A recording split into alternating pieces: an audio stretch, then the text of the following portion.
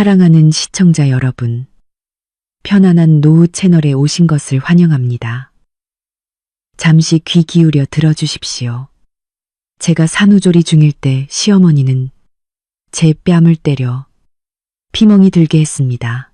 이 모습을 본 남편은 즉시 시어머니를 시골로 돌려보냈습니다. 3년 후 시어머니가 다시 저희를 찾아왔을 때 눈앞에 펼쳐진 광경은 시어머니를 충격으로 얼어붙게 만들었습니다. 강남의 고급 산후조리원, 조리실 내부는 아기가 편안하게 숨쉬는 소리까지 들릴 정도로 고요했습니다. 갓 태어난 딸 보람이가 아기 침대에서 깊은 잠에 빠져 있었습니다. 이른 아침에 옅은 햇살이 커튼 틈을 비집고 들어와 방 안을 따뜻하고 부드러운 색으로 물들였습니다. 저는 2주 전 10달을 꽉 채운 사투 끝에 아기를 낳았습니다. 몸은 아직 아팠지만 딸아이의 천사 같은 작은 얼굴을 볼 때마다 모든 피로가 눈 녹듯 사라졌습니다. 이 순간이 제가 누릴 수 있는 가장 평화로운 시간이었습니다. 남편 현우 씨는 저를 불필요한 소음과 스트레스에서 벗어나게 하려고 큰돈을 들여 이곳에 오기로 결정할 때까지 많은 고심을 했습니다. 하지만 그 평화는 그리 오래가지 못했습니다. 초인종 소리가 요란하게 울려 저는 깜짝 놀랐습니다. 직원의 목소리가 인터폰을 통해 흘러나왔습니다. 지수님, 시어머니라고 주장하시는 김 여사님이 면회를 오셨어요. 짐을 잔뜩 들고 오셔서 저희가 막을 수가 없네요. 제가 미처 반응하기도 전에 복도에서는 보안 직원이 말리는 소리를 압도하는 시어머니, 김 여사님의 우렁찬 목소리가 터져나왔고 문이 벌컥 열렸습니다. 제 눈앞에는 시어머니 김 여사님이 서 계셨습니다. 양손 가득 크고 작은 꾸러미들을 들고 우뚝 서 계셨습니다. 오래된 시골 버스에서 맡을 수 있는 시큼한 땀 냄새와 생닭, 그리고 각종 시골 특유의 냄새가 방 안으로 쏟아져 들어왔고 은은하던 레몬그라스 아로마 향을 완전히 덮어버렸습니다.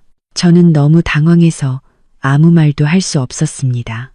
현우 씨는 시어머니가 올라온다는 말을 전혀 하지 않았습니다. 남편은 출근 중이었고 이 상황을 해결해 줄 남편이 지금 이 자리에 있을 리 없었습니다. 시어머니는 매끈하게 광택이 나는 원목 바닥 중앙에 무거운 마대자루 2개를 쿵 소리가 나게 내려놓았습니다. 이마에 땀을 훔치며 시골 장터에서나 들을 법한 큰 목소리로 말했습니다. 아이고, 이놈의 조리원 찾아오느라 숨 넘어갈 뻔했다. 이놈의 현우는 길을 어떻게 알려줬길래 옆 동네까지 헤매게 해? 너 이렇게 좋은 데 있으면서 시어머니 마중 한 번 안 나오게 해? 저는 서둘러 몸을 일으켰고 회음부 봉합 부위가 찌릿하게 아파 얼굴을 찡그렸습니다. 저는 최대한 공손한 태도를 유지하려고 노력했습니다. 어머니, 오신다고 미리 말씀이라도 하시지. 그러셨어요.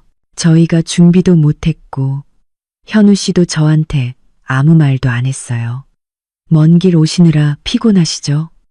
여기 앉으셔서 물이라도 한 잔 드세요. 김 여사님은 제 권유에 아예 관심도 두지 않았습니다. 어머니는 보람이가 누워있는 아기 침대 쪽으로 곧장 걸어갔습니다. 시어머니의 눈은 실눈처럼 가늘어졌고 갓 태어난 손녀의 얼굴의 생김새를 하나하나 꼼꼼하게 살폈습니다. 저는 가슴이 두근거렸습니다. 저는 시어머니의 성격을 잘 알고 있었습니다. 시어머니는 마을에서 가장 구식이고 남존여비 사상이 강한 분이셨습니다. 시어머니는 아이의 겉사계를 들춰내 한참 동안 아기를 들여다보더니 혀를 차며 싸늘한 말을 뱉었습니다. 아이고, 이렇게 조그맣고 약해 빠져서야. 코는 납작하고 우리 현우 씨 닮은 구석이 하나도 없네. 딱 너희 친정 식구들만 닮았어. 시어머니의 말 한마디 한마디가 제 가슴에 바늘처럼 박혔습니다. 저는 깊은 숨을 들이마시며 솟아오르는 서러움을 억지로 눌렀습니다. 아이는 3K그램으로 태어났고 의사 선생님은 아주 건강하다고 했습니다. 하지만 시어머니의 눈에는 손녀딸은 언제나 쓸모없고 귀하지 않은 존재였습니다. 김 여사님은 계속 혼잣말을 중얼거렸습니다. 게다가 딸이라니, 우리 김씨 집안은 3대 독자 집안인데 대를 이을 귀한 손자를 그토록 기다렸건만 너는 기껏 딸이나 낳고 정말 아들을 못 낳는구나. 저는 이불 끝을 꽉 쥐었습니다. 눈물이 쏟아질 것 같았지만 억지로 삼켰습니다. 저는 울면 안 됩니다. 의사 선생님들은 출산 후 감정 기복이 심하면 저지 말을 수 있으니 조심하라고 했습니다. 저는 상황을 부드럽게 넘기려고 최대한 조심스럽게 말했습니다. 어머니, 아들은 아들대로 딸은 딸대로 다 귀한 아이입니다. 의사 선생님이 건강하다고 하시니 그것만으로도 감사하죠. 요즘 세상에 아들, 딸이 뭐가 중요합니까? 저희는 보람이 잘 키우고 다음에 또 가질 생각입니다.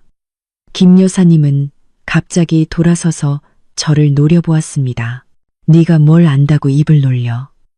달걀이 병아리보다 똑똑한 척은 아들이 없으면 동네에서 얼마나 수치를 당하는지 대가 끊기는 거라고 너는 이해 못해. 에휴, 그 이야기는 집어치우고 너는 어떻게 아기를 돌보길래 애가 저렇게 푹 잠만 자고 있니? 시어머니는 손을 뻗어 아기를 번쩍 안아 올리려고 했습니다. 저는 놀라서 급하게 막아섰습니다. 어머니, 아기가 방금 잠들었어요. 불쌍하게 아기를 깨우지 마세요. 김 여사님은 제 손을 뿌리치고 저를 매섭게 흘겨보았습니다. 내가 너희 현우를 그렇게 크게 키웠는데 손주를 안는 법도 모를 것 같아. 너는 무슨 보물단지처럼 구는구나. 저리 비켜. 시어머니의 소란스러운 소리 때문에 보람이는 깜짝 놀라 자지러지듯 울음을 터뜨렸습니다. 아이의 울음소리가 제 가슴을 찢는 듯 했습니다. 저는 급하게 아기를 안아 달래면서 저를 뚫어지게 바라보는 시어머니의 날카로운 눈빛을 애써 무시했습니다. 김 여사님은 흥 하고 코웃음을 치더니 물이 뚝뚝 떨어지는 스티로폼 상자에서 털이 뽑혀 있지만 내장이 그대로인 닭 한 마리를 꺼냈습니다. 닭의 노란 껍질과 비린내가 에어컨이 돌아가는 방에 진동했습니다. 이 닭은 너 몸보신하라고 가져온 거다. 이 주머니에 있는 것은 우리 마을 꿈꾸는 박씨 할머니에게 받은 한약 재료다. 이거 다려 마시면 젖이 진해진다는데 내 젖 좀 봐라. 맹물같이 맑아서 애가 크기는 크겠니? 내 아들 돈만 축내는 이런 비싼 곳에 왜 있니? 집에 가서 내가 직접 돌봐주마. 저는 멍해졌습니다. 지금 당장 집에 가라고요? 좁은 아파트에서 시어머니의 후진적인 관습에 직면하라고요? 저는 팔에서 끔찍하게 울고 있는 딸을 바라보았고 마음속에는 거대한 불안감이 피어올랐습니다. 제 평화로운 삶은 이 순간부터 공식적으로 끝났습니다. 예정보다 빨리 산후조리원에서 퇴소하는 것은 악몽이었습니다. 김 여사님은 이곳에 있는 것은 쓸데없는 돈 낭비이며 남이 돌보는 것이 어떻게 가족이 돌보는 것과 같겠냐며 당장 퇴원하라고 막무가내로 요구했습니다. 현우 씨는 이미 한 달치를 결제한 영수증을 보고 아까워하며 난감해했습니다. 이미 한 달치 돈을 다 냈는데 지금 나가면 수백만 원을 그냥 버리는 거야. 하지만 시어머니는 바닥에 주저앉아 드러눕고 혈압이 오른다고 협박했습니다. 결국 현우 씨는 이를 악물고 저에게 돌아섰습니다. 에휴, 그냥 없는 셈 치자. 엄마 기분 맞춰드리는 게 우선이지. 여기서 소란 피우면 사람들이 다 웃을 거야. 우리가 아파트 문턱을 넘자마자 김 여사님은 제가 속으로 계엄령이라고 부르는 그녀만의 규칙을 즉시 세우기 시작했습니다. 시어머니가 가장 먼저 한 일은 부엌으로 달려가 냉장고를 열고 제가 출산 전에 조심스럽게 준비해둔 모든 식재료를 꺼내는 것이었습니다. 멸균된 신선우유, 수입산 종합영양제, 값비싼 유기농 채소 봉지들이 가차없이 바닥에 내던져졌습니다. 아이고, 세상에, 출산하고 이런 차가운 것들을 먹고 어떻게 젖이 잘 나오겠니? 다 버려, 다 버려. 저는 침실 문 앞에 얼어붙은 채 제가 정성껏 준비한 모든 것이 쓰레기처럼 취급되는 것을 보며 가슴이 찢어지는 듯 했습니다. 저는 애써 설명했습니다. 어머니, 저건 의사 선생님이 철분과 칼슘 보충하라고 처방해 주신 영양제예요. 채소는 제가 변비 걸릴까봐 준비한 거고요. 버리지 마세요. 아깝잖아요. 김 여사님은 돌아서서 손에 들고 있던 일본산 쑥갓 한 묶음을 쓰레기통에 던지며 단호한 목소리로 말했습니다. 어느 의사가 이런 걸 처방해? 다 몸에 불같이 뜨거운 양약이야. 그거 먹고 애가 설사하면 어떡할 거야. 나는 너희 현우를 쌀밥과 고구마 줄기 그리고 족발만 먹여서 키웠단다. 저렇게 튼튼하고 큰 애가 됐잖니. 어설픈 과학 타령하면서 나한테 가르치려고 하지 마. 그 말을 마치고는 시어머니는 마대자루에서 커다랗고 하얀 기름기 가득한 돼지 족발을 꺼냈습니다. 시어머니는 그것을 사정없이 썰고 다지기 시작했고 칼질 소리가 온 집안에 시끄럽게 울려 퍼졌습니다. 그날부터 제 식단은 오로지 한 가지 족발죽이었습니다. 대야만 한 그릇에 노란 기름띠가 둥둥 떠 있는 족발죽이었습니다. 보기만 해도 목구멍까지 메스꺼워지는 음식이었습니다. 김 여사님은 뜨거운 죽그릇을 방으로 가져와 제 화장대 위에 쿵 내려놓고 명령했습니다. 먹어라. 이 한 그릇을 다 먹어야 해. 이거 먹어야 젖이 펑펑 나오지. 내 젖 좀 봐라. 쌀뜨물처럼 맑아서 되겠니. 저는 죽 그릇을 보았습니다.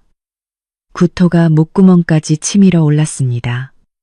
저는 임신 중에도 입덧이 심했는데 이제 기름기를 보자마자 속이 뒤집어졌습니다. 저는 조심스럽게 거절했습니다. 어머니, 저는 족발은 도저히 못 먹겠어요. 그냥 살코기나 미역국이라도 주세요. 의사 선생님이 다양한 음식을 먹어야 영양소가 충분하다고 했어요. 족발은 기름이 너무 많아서 젖이 막힐까봐 걱정돼요. 김 여사님은 눈을 부릅뜨고 쏘아붙였습니다. 아니, 이 계집애가 내가 끓인 음식이 맛없다는 거니? 아니면 살찔까봐 걱정해. 이미 엄마가 되었으면 자식을 위해 희생해야지. 다른 사람들은 다 먹는데 너는 왜 못 먹어? 젖이 막히긴 뭐가 막혀? 나는 한 달 내내 족발 먹고도 아무렇지 않았다. 핑계 대지 말고 당장 먹어. 안 먹으면 현우한테 네가 손주를 굶기려 한다고 말할 거다. 시어머니가 남편과 아이를 걸고 협박하는 말을 듣자 저는 눈을 감고 숨을 참으며 족발죽을 한 숟가락씩 입에 넣었습니다.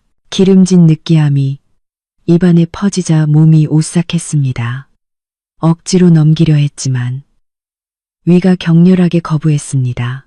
두 숟가락을 넘기자마자 저는 화장실로 달려가 토하기 시작했습니다. 김 여사님은 문 밖에서 안부를 묻기는커녕 혀를 차며 비난했습니다.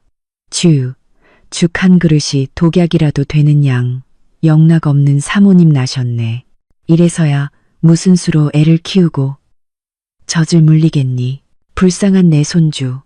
저런 쓸모없는 엄마를 만났으니 식사 문제로 그치지 않고 시어머니는 제가 젖 잘 나오게 하는 신비한 약이라고 부르는 시커멓고 쓴 약초물을 강제로 마시게 했습니다.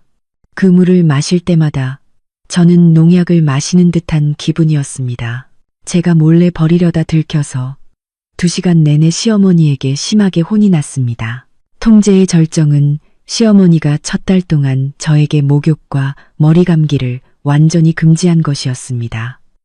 한여름 서울 날씨는 불같이 더웠고 땀은 비 오듯 흘렀습니다. 몸은 끈적거리고 전 냄새 때문에 미치도록 가려웠습니다. 제가 몰래 욕실에 들어가 따뜻한 물로 몸을 닦으려고 하자 시어머니가 문을 쾅쾅 두드리며 당장 나오라고 소리쳤습니다. 너 사람 잡으려고 작정했니? 지금 목욕하면 나중에 손발이 떨리고 쑤시고 관절통 생긴다. 아기 낳은 여자는 석 달 열흘 동안 물에 손대면 안 돼. 당장 물 꺼. 저는 무력하게 수도꼭지를 잠그고 거울 속에 저를 바라보았습니다.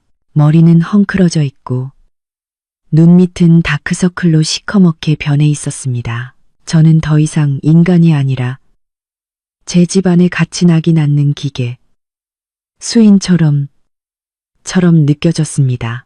그리고 그 간수는 다름 아닌 모성애라는 이름의 시어머니였습니다.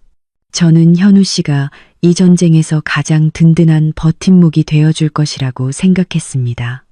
하지만 저는 틀렸습니다. 남편의 침묵과 나약한 태도는 저를 절망의 구렁텅이로 더욱 깊숙이 밀어 넣었습니다. 매일 밤 퇴근하고 돌아온 현우 씨는 집안의 긴장된 분위기를 감지했지만 항상 회피하는 길을 선택했습니다. 그는 서재로 숨어들거나 휴대폰만 들여다보며 자신이 어머니의 부당한 요구 속에서 허우적대는 저를 외면했습니다. 어느 날 저녁, 방 안의 온도는 32도까지 올라가 있었습니다. 보람이는 너무 더워서 잠을 이루지 못하고 칭얼거렸고 온 얼굴이 새빨개지도록 땀을 흘리고 있었습니다. 저는 딸이 안쓰러워 리모컨을 들어 에어컨을 28도로 맞추어 아이를 재우려고 했습니다. 김 여사님이 어디선가 튀어나와 제 손에 있는 리모컨을 낚아챘습니다. 너 지금 뭐 하는 거야? 내 손주 잡으려고 작정했니?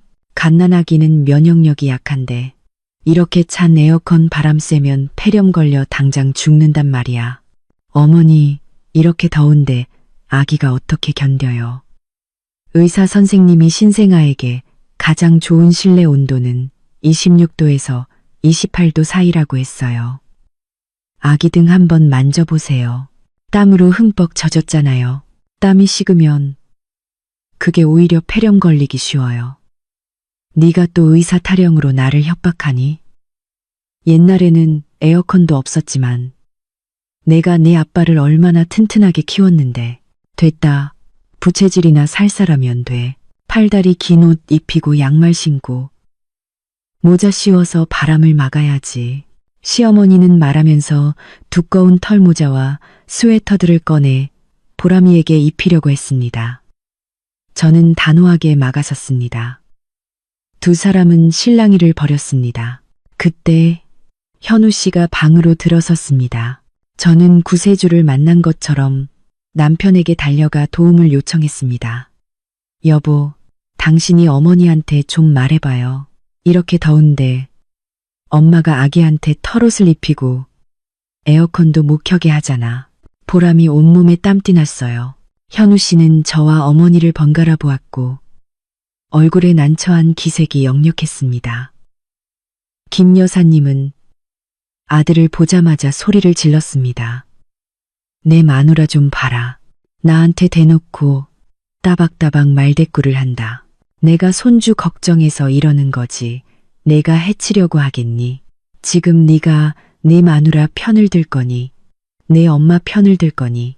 현우 씨는 한숨을 쉬며 머리를 긁적였습니다. 그는 제 가까이로 다가와 목소리를 낮춰 속삭였습니다. 여보, 그냥 참아. 엄마도 연세가 있으시니 생각이 다를 수 있지. 당신이 조금만 엄마한테 양보해서 집안을 평화롭게 하자. 엄마도 시골에서 먼 길 올라와서 돌봐주려는 선한 마음인데 엄마를 서운하게 만들지 마. 저는 남편을 쳐다보았고 제 귀를 의심했습니다. 참으라니요. 뭘 참아요. 이건 당신 아이의 건강 문제예요. 당신 딸이 잠을 자는지 한번 보라고요. 당신은 아빠면서 왜 당신 아이를 보호하지 못해요? 현우 씨는 제가 곤란한 상황으로 밀어붙이는 것에 짜증 난다는 듯 얼굴을 찌푸렸습니다. 그는 돌아서서 어머니에게 조용히 말했습니다. 엄마, 그래도 좀 덥긴 더워요. 선풍기라도 약하게 켜면 안 될까요? 김 여사님은 아들을 향해 매서운 눈빛을 던졌습니다. 선풍기도 바람이 아이에게 바로 닿으면 안 돼. 풍독본 본이 든단 말이야. 좋아. 내가 양보할게. 선풍기를 벽 쪽으로 향하게 살살 틀어. 하지만 에어컨은 절대 안 돼. 그 말을 마치고는 시어머니는 씩씩거리며 방을 나갔습니다. 현우 씨는 마치 위대한 화해 임무를 완수한 것처럼 어깨를 으쓱하며 저에게 돌아섰습니다. 봐, 엄마가 선풍기는 켜도 된대. 당신도 좀 고집을 부리지 마.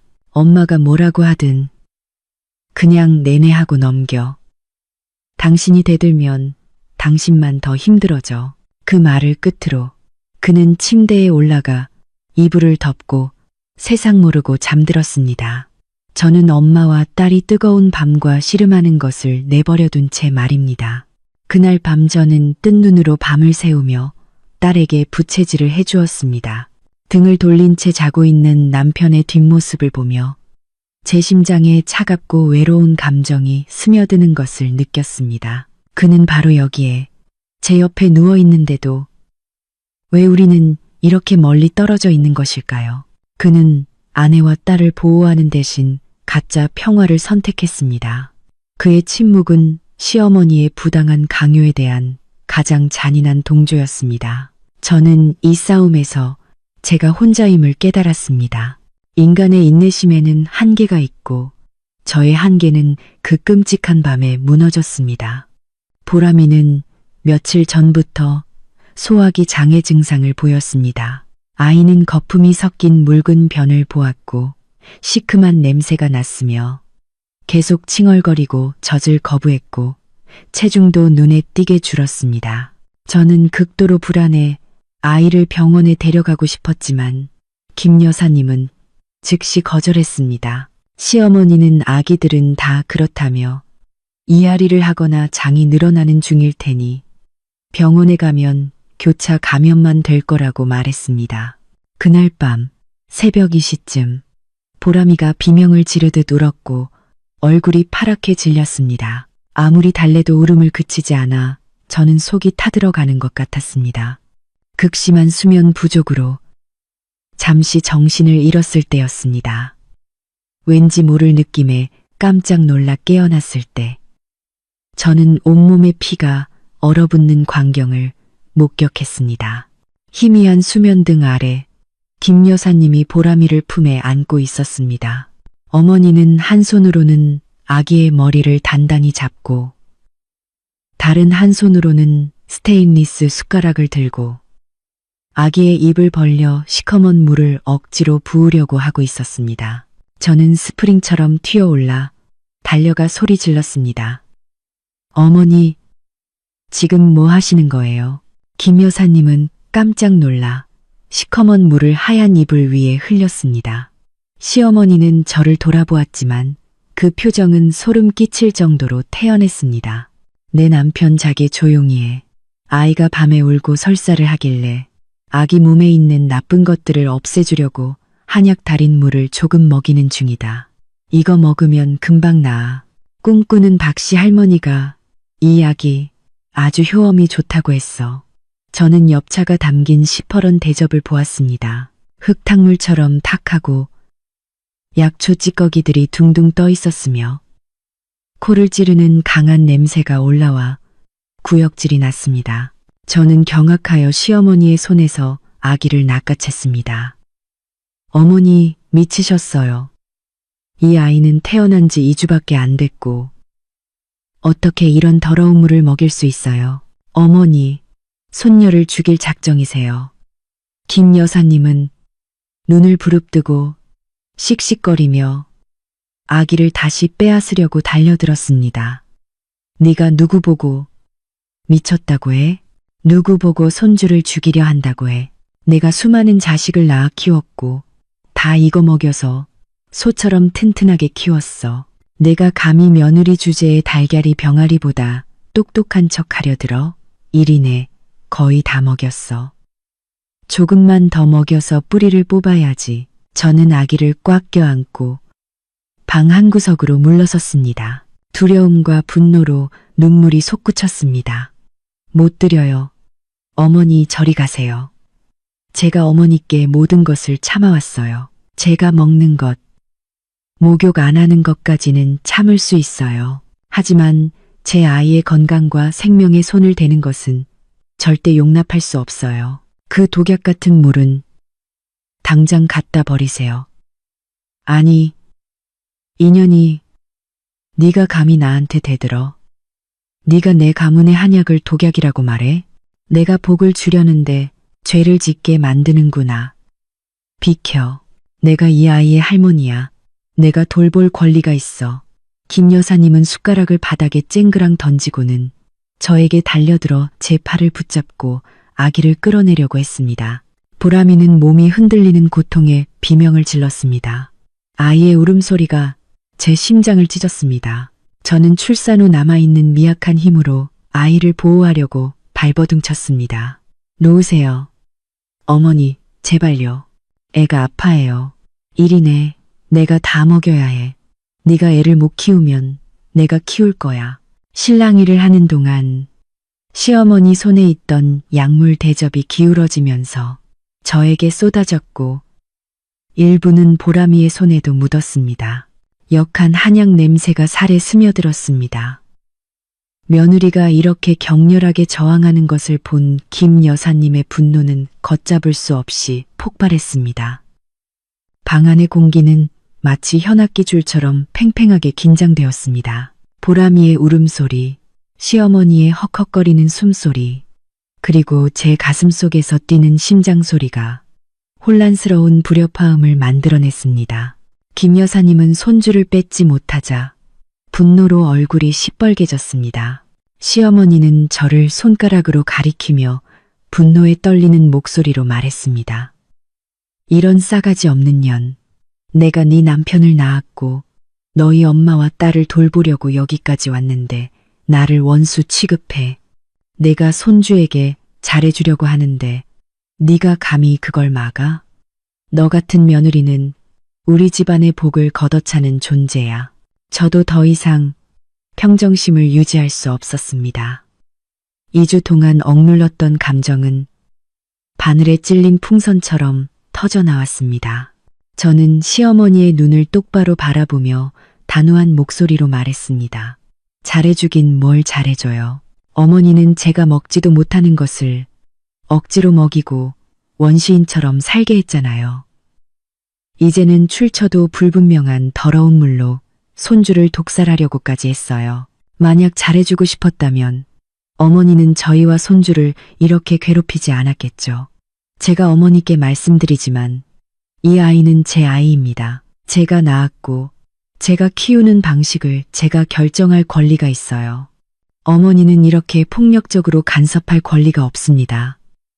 네가 감히 나를 가르치려 들어. 입 다물어. 말이 끝나자마자 김 여사님은 손을 들어 올렸습니다. 짝, 건조하고 매서운 소리가 울려 퍼졌습니다. 제 왼쪽 뺨은 붓고 뜨거웠습니다. 저는 비틀거리며 바닥에 쓰러질 뻔했지만 엄마의 본능으로 아이를 꽉 끌어안았습니다. 보람이는 겁에 질려 기절할 듯 울음을 터뜨렸습니다. 저는 뺨을 만졌고 입술 구석에서 흘러나오는 피의 짠맛을 느꼈습니다. 저는 시어머니를 올려다보았습니다. 제 눈에는 더 이상 두려움이 없었고 대신 극도의 분노만 가득했습니다. 김 여사님도 자신의 행동에 스스로 놀란 듯 했습니다. 시어머니는 자신의 손을 바라보더니 저를 보았습니다. 입술을 움직이며 무언가를 말하려고 했지만 말이 나오지 않았습니다. 바로 그때 침실 문이 벌컥 열렸습니다. 현우 씨가 흐트러진 회사 복장 그대로 서 있었습니다. 야근을 마치고 돌아왔거나 소란스러운 소리에 옆방에서 깬 것 같았습니다. 현우 씨는 눈앞의 광경을 보았습니다. 아내의 머리는 헝클어져 있고 한쪽 뺨에는 5손가락 자국이 선명하게 빨갛게 찍혀 있었으며 입술 끝에는 피가 맺혀 있었습니다. 아기는 얼굴이 파래지도록 울고 있었고 바닥에는 깨진 대접과 시커먼 냄새나는 물이 흩어져 있었습니다. 그의 어머니는 핏기 없는 얼굴로 서 있었습니다. 이게 무슨 일이에요? 현우 씨는 빠른 걸음으로 방으로 들어왔고 목소리가 떨렸습니다. 그는 제 얼굴의 상처를 보고는 어머니를 바라보았습니다. 저는 남편에게 대답하는 대신 조용히 고개를 숙여 아이의 이마에 입을 맞추어 진정시킨 후 고개를 들어 현우 씨를 바라보며 단 하나의 문장을 분명하고 차갑게 말했습니다. 당신 어머니가 제가 출처도 모르는 한약을 당신 딸 입에 부으려 하는 것을 막았다고 저를 때리셨어요. 당신도 보세요.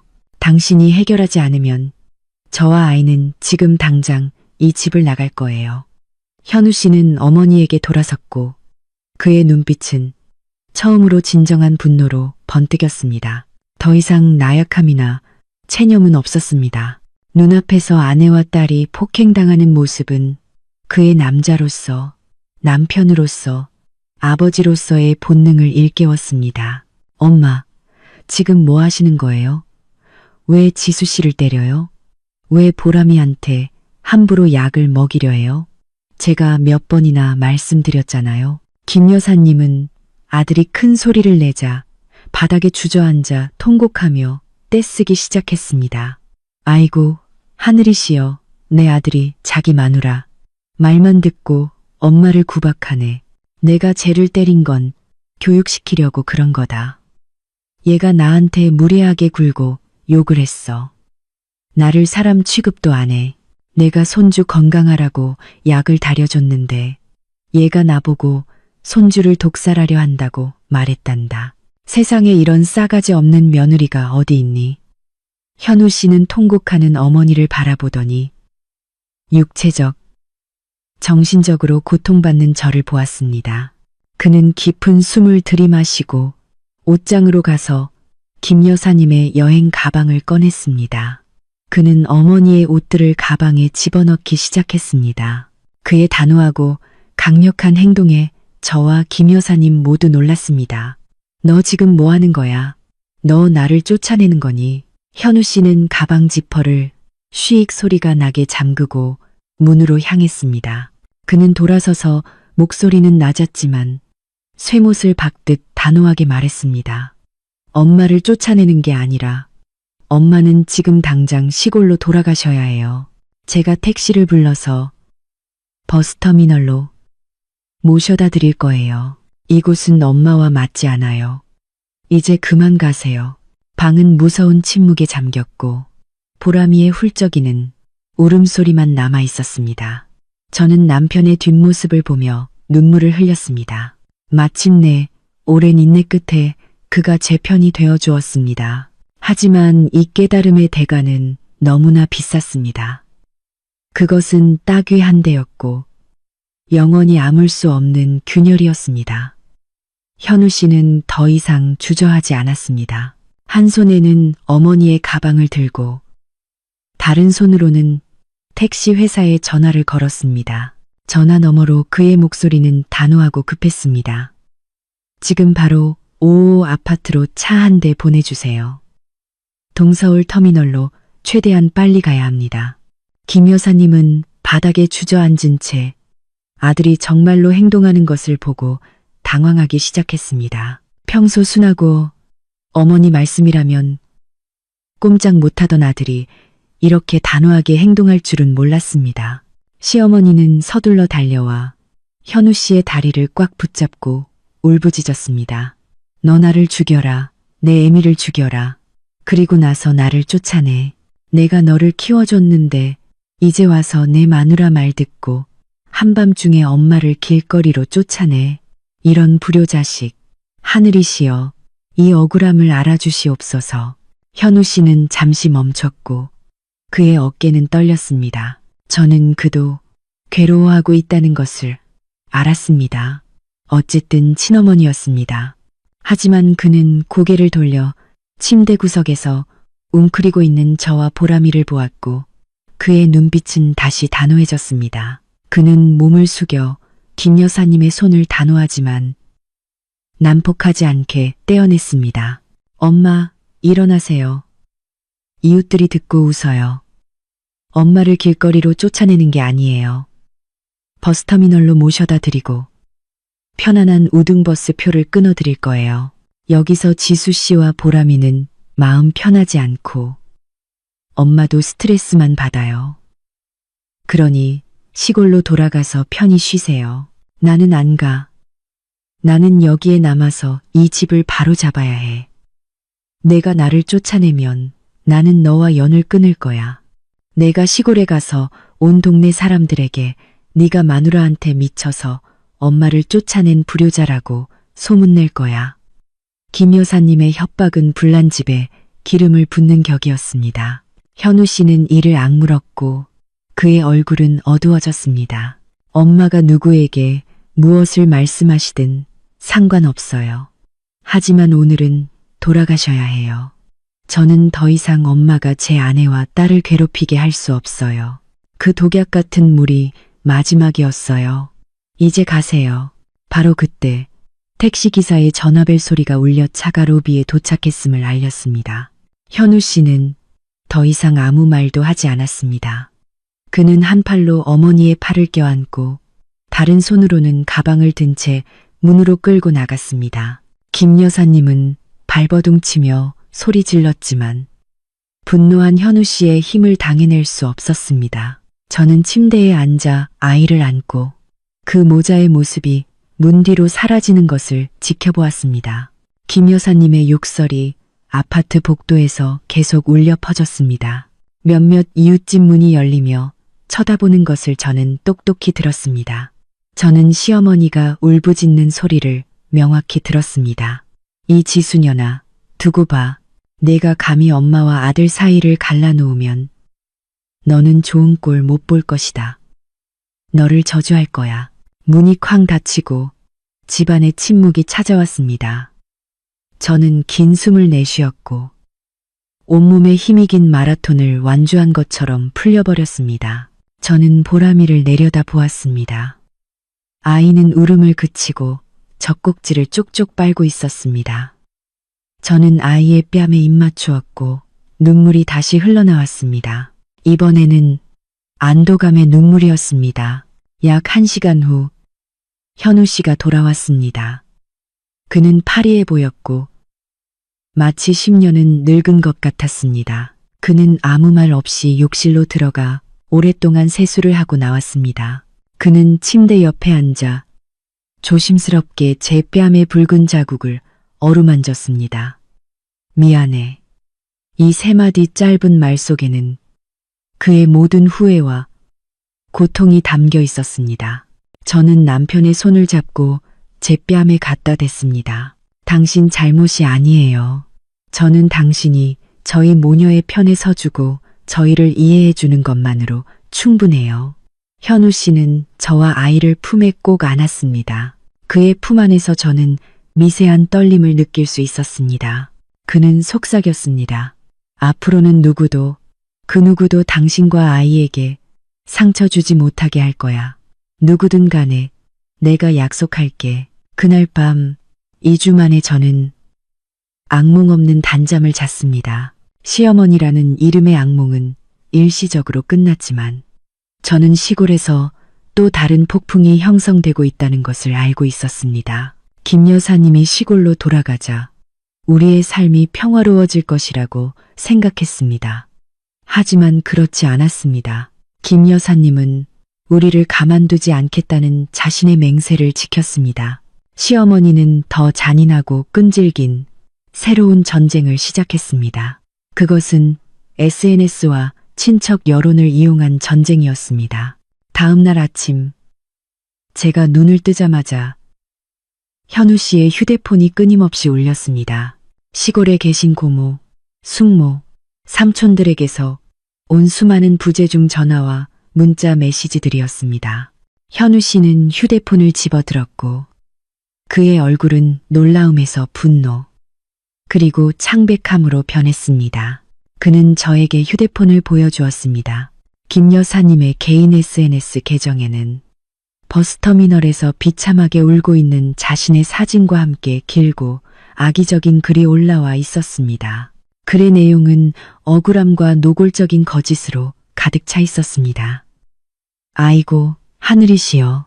제가 아픈 몸으로 낳아 키운 귀한 아들이 그 싸가지 없는 며느리 말만 듣고 이 늙은 엄마를 한밤중에 비 오는 길거리로 쫓아냈습니다. 저는 손주를 돌보려고 닭과 약을 가지고 왔건만 며느리가 저보고 시골뜨기처럼 더럽다고 욕했습니다. 심지어는 제가 달인 약을 내던지고 제 뺨을 피멍이 들도록 때렸습니다. 나약한 아들은 자기 아내가 엄마를 때리는 것을 보고도 말리지 못하고 오히려 아내 편을 들며 엄마를 쫓아냈습니다. 여러분, 이 불효자 며느리가 어떻게 사는지 널리 알려주십시오. 시어머니의 글은 순식간에 수백 개의 좋아요와 댓글을 받았습니다. 친척들과 동네 사람들, 심지어는 사정은 전혀 모르는 낯선 사람들까지 악의적인 댓글을 달며 저를 비난했습니다. 요즘 며느리들 정말 독하다. 저런 종류는 원래 있던 곳으로 돌려보내야 한다. 불쌍한 김 여사님, 그렇게 순하고 착하신데 저런 독한 며느리를 만나셨다니. 현우가 여자에 미쳐서 마누라 말을 따르니 나중에 집까지 팔아먹을 거다. 그 독설이 담긴 댓글들을 읽으며 제 손은 덜덜 떨렸고 억울함에 눈물이 솟구쳤습니다. 김 여사님은 흑백을 뒤바꿔 저를 피해자에서 가해자로 만들었습니다. 시어머니는 저에게 억지로 먹인 것, 출처를 알 수 없는 약을 손주에게 먹이려 한 것, 그리고 가장 중요한 저에게 따귀를 때린 일에 대해서는 일절 언급하지 않았습니다. 그것으로 끝나지 않았습니다. 제 휴대폰도 울리기 시작했습니다. 시어머니의 친여동생인 숙모의 전화였습니다. 제가 전화를 받자마자 수화기 너머에서는 비난의 폭포수가 쏟아졌습니다. 여보세요. 지순이, 네가 무슨 짓을 했길래 네 시어머니가 눈이 퉁퉁 붓도록 울고 시골로 내려오셨니? 너는 어떻게 처신하길래 그렇게 부도덕하니? 네가 고등교육까지 받은 애가 그렇게 무식하게 행동할 줄은 몰랐다. 저는 침착함을 유지하려고 노력하며 설명했습니다. 숙모, 양쪽 이야기를 다 들어보셔야 합니다. 어머니는 부당하게 강요하셨고 손주에게 이상한 약까지 먹이려고 했어요. 제가 말리니 저를 때리셨고요. 현우 씨가 모든 것을 보고 어머니께 돌아가시라고 한 겁니다. 네가 감히 말대꾸를 해? 우리 언니는 땅에 떨어진 흙덩이처럼 순한 사람이야. 네가 언니를 괴롭히지는 않았을 망정. 언니가 감히 너를 때렸겠니? 나는 더 이상 말하지 않겠다. 너는 당장 시골로 내려가서 내 시어머니에게 사과해. 그렇지 않으면 이 집안 모든 사람들에게 연을 끊자는 소리를 들을 줄 알아. 숙모는 뚝 하고 전화를 끊었습니다. 그 후에도 삼촌, 고모들에게서 전화가 이어졌습니다. 모두 저를 훈계하고 비난했습니다. 저는 마치 늑대 떼에게 포위되어 공격당하는 것 같았습니다. 현우 씨는 제가 오열하는 것을 보고 제 휴대폰을 빼앗아 전원을 꺼버렸습니다. 그는 저를 품에 안고 헝클어진 제 머리를 쓰다듬었습니다. 그 사람들이 하는 말 듣지 마. 댓글도 보지 마. 그 사람들은 우리의 삶을 사는 게 아니야. 무슨 일이 있었는지도 모르면서 당신과 나만 이해하면 돼. 하지만 그들이 너무 심한 말을 했어요. 저를 쓰레기 취급했어요. 제가 어떻게 다시 시골에 가서 사람들을 볼 수 있겠어요. 현우 씨는 한숨을 쉬었고 그의 눈빛은 날카로워졌습니다. 그들이 진실을 존중하지 않는다면 우리도 그들에게 신경 쓸 필요 없어. 내가 이 문제를 처리할게. 현우 씨는 자신의 휴대폰을 열어 가족 채팅방으로 들어갔습니다. 그 방은 이미 우리 부부를 욕하는 메시지로 들끓고 있었습니다. 현우 씨는 길고 명확하며 단호한 메시지를 작성했습니다. 고모, 숙모, 삼촌들께 저는 현우입니다.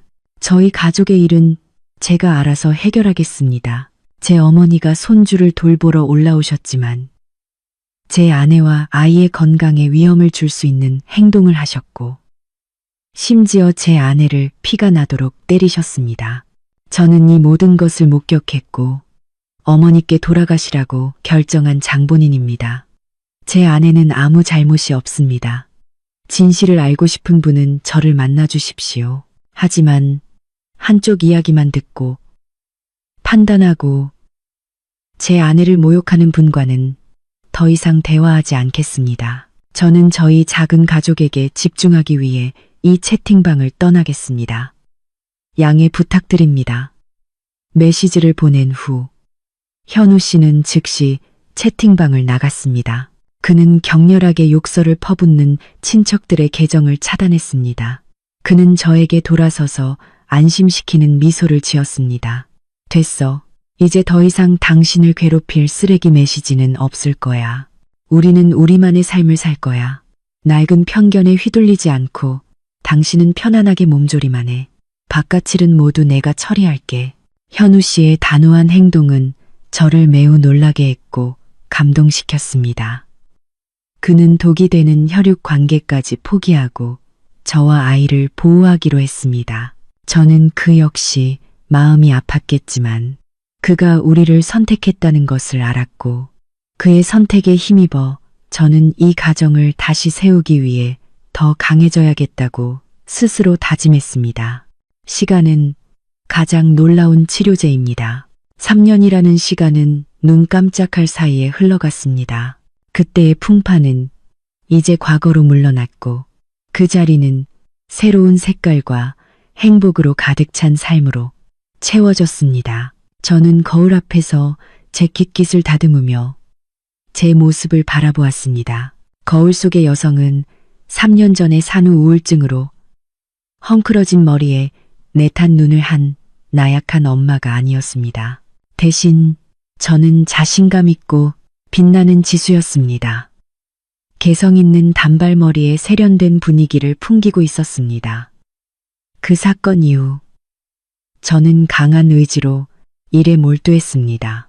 저는 제가 시어머니가 말했던 것처럼 남편에게 의존하는 존재도 쓸모없는 며느리도 아니라는 것을 증명하고 싶었습니다.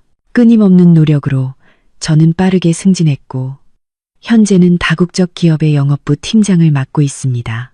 이제 제 수입은 누구에게도 의존하지 않고 가족에게 풍족한 삶을 제공할 만큼 충분했습니다. 엄마, 저 다 됐어요. 이제 가요. 보람이의 맑은 목소리가 저를 현실로 데려왔습니다. 딸아이는 올해 3살이 되었고 감사하게도 쑥쑥 잘 자랐습니다.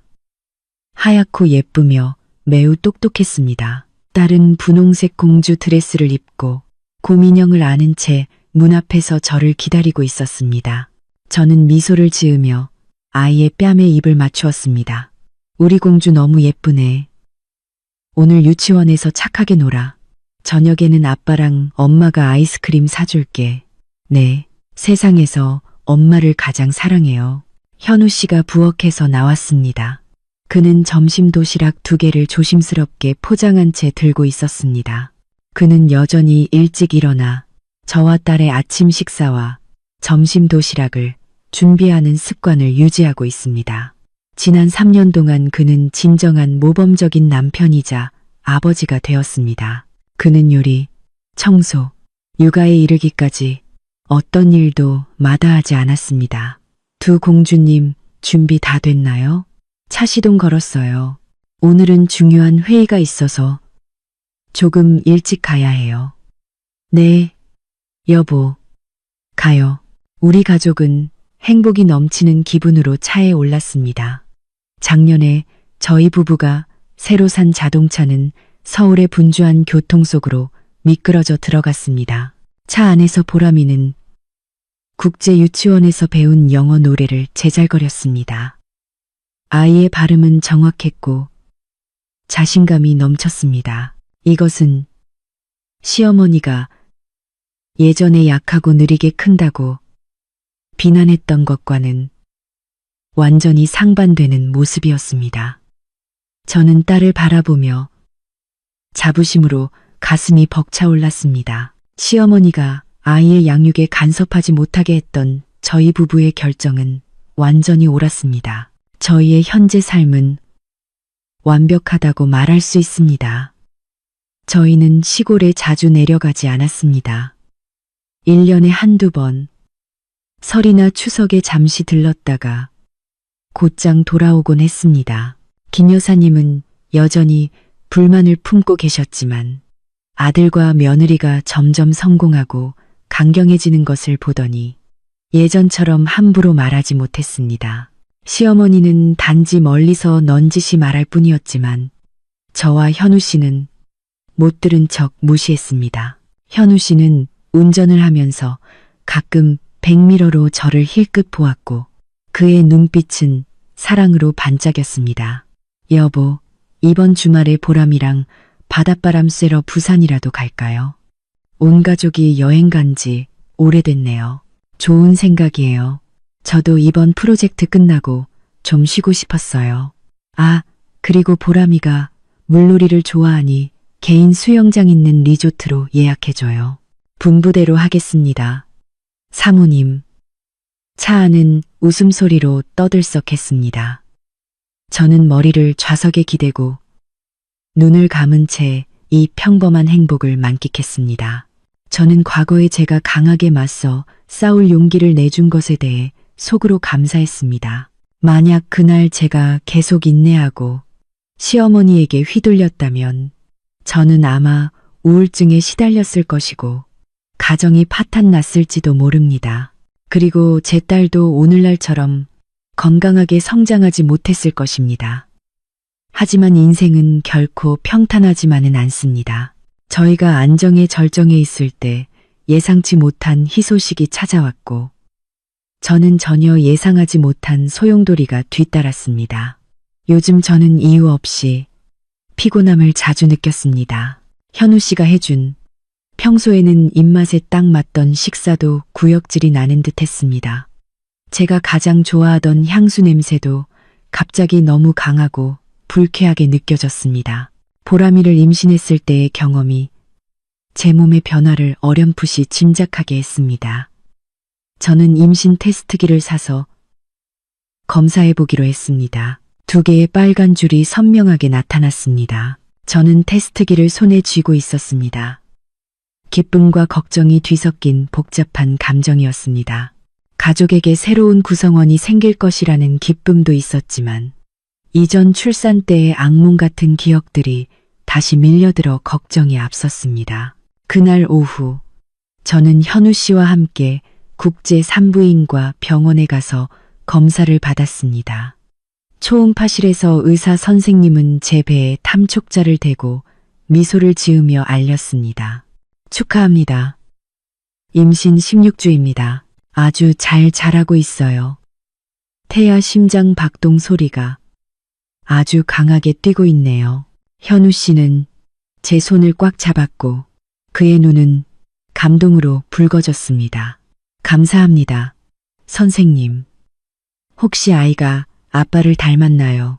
엄마를 닮았나요? 의사 선생님은 익살스럽게 웃었습니다. 이 각도에서는 아빠를 닮은 것 같습니다.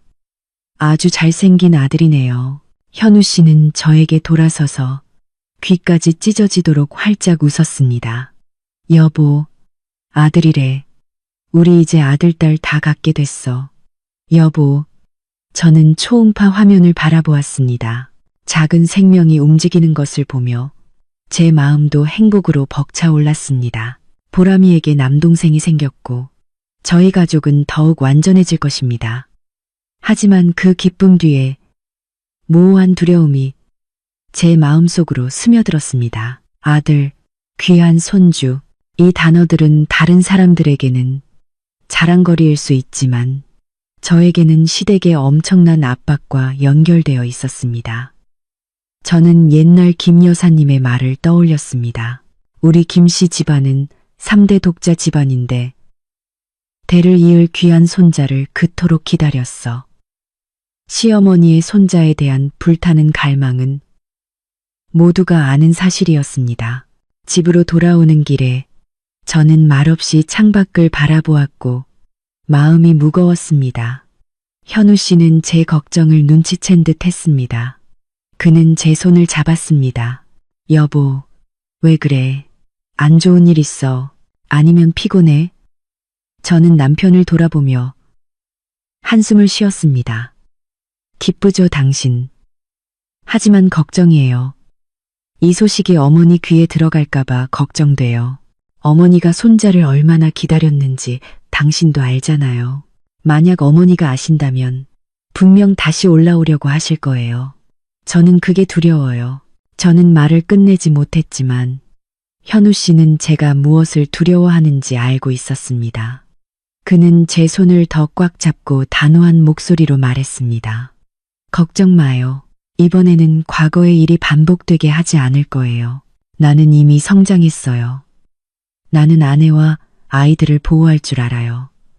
우리가 이 사실을 숨길 수 있는 만큼 숨깁시다. 설령 엄마가 알게 되더라도 나에게는 대처할 방법이 있어요. 하지만 종이로 불을 가릴 수는 없어요, 여보. 시골에는 친척들의 눈과 귀가 많아요. 곧 어머니가 아실 거예요. 현우 씨는 잠시 침묵하더니 말했습니다.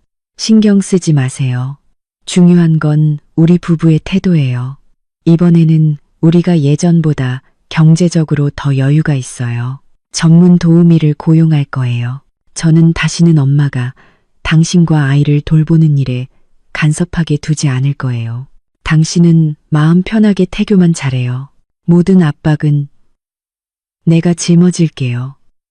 현우 씨의 말은 저를 어느 정도 안심시켰지만 제 직감은 폭풍이 곧 닥쳐올 것이라고 속삭였습니다. 김 여사님은 자신이 그토록 기다려온 귀한 손주를 돌볼 기회를 쉽게 포기하지 않을 것입니다.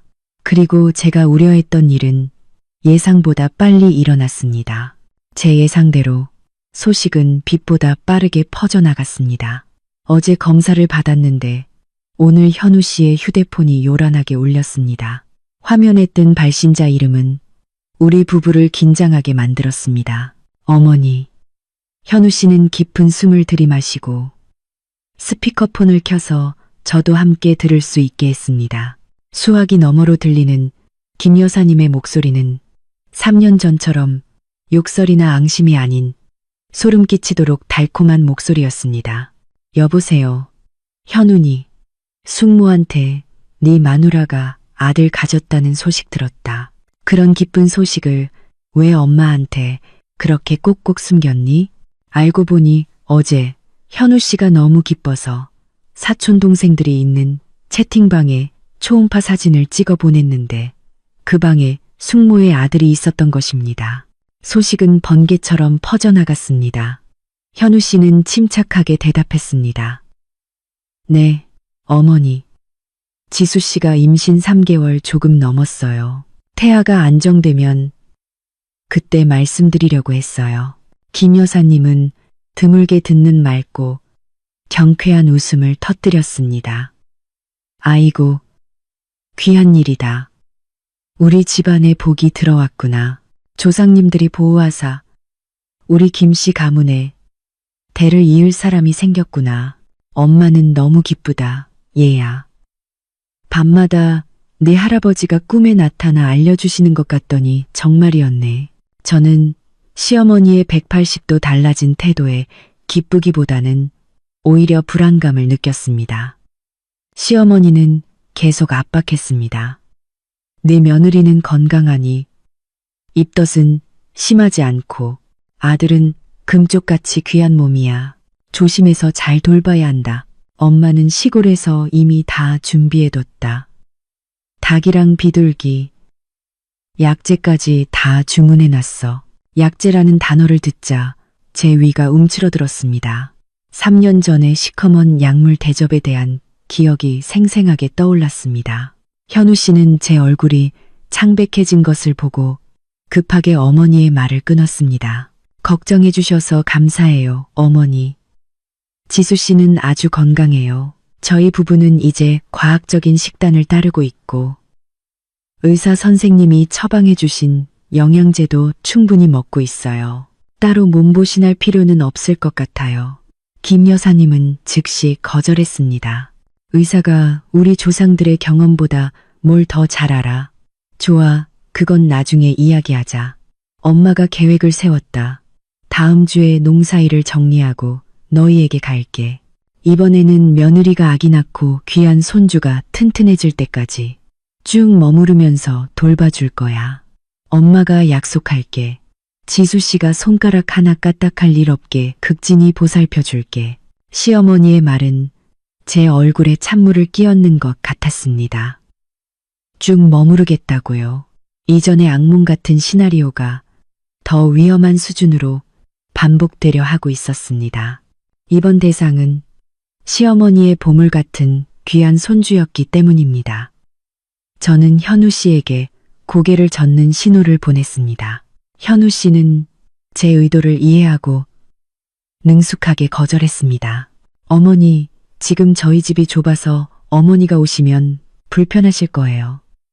게다가 지수 씨도 아직 초기라 돌봄이 많이 필요하지 않아요. 어머니는 시골에서 편히 쉬시고 가끔 저희가 손주 데리고 놀러 갈게요. 김 여사님의 목소리는 풀이 죽었지만 여전히 간청했습니다. 좁으면 엄마는 아무 데서나 자면 돼. 돗자리 깔고 바닥에서 자도 돼. 엄마는 너희를 돕고 싶어서 그런 거야. 외부에 사람 쓰는 건 돈도 아깝고 마음도 놓이지 않아. 남이 어떻게 친할머니만큼 손주를 잘 돌보겠니? 어머니, 저희는 이미 계획이 다 있어요. 이 문제는 저희 부부가 다시 상의해 볼게요. 지금 저 회의 있어서 바빠요. 저녁에 다시 전화드릴게요. 현우 씨는 시어머니가 더 설득할 틈을 주지 않고 급하게 전화를 끊었습니다.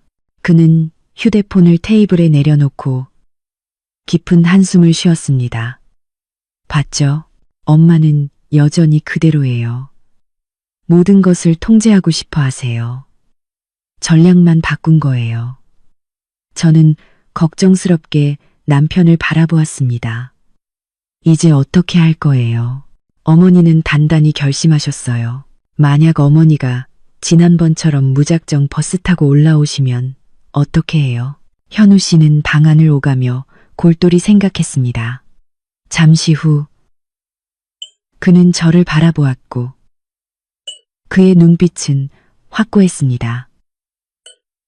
걱정 마세요. 제가 당신을 보호하겠다고 했잖아요. 이번에는 제가 먼저 주도권을 잡을 거예요. 이번 주말에 시골에 내려가서 엄마와 직접 이야기할 거예요. 처음부터 저희의 입장을 분명히 밝힐 거예요.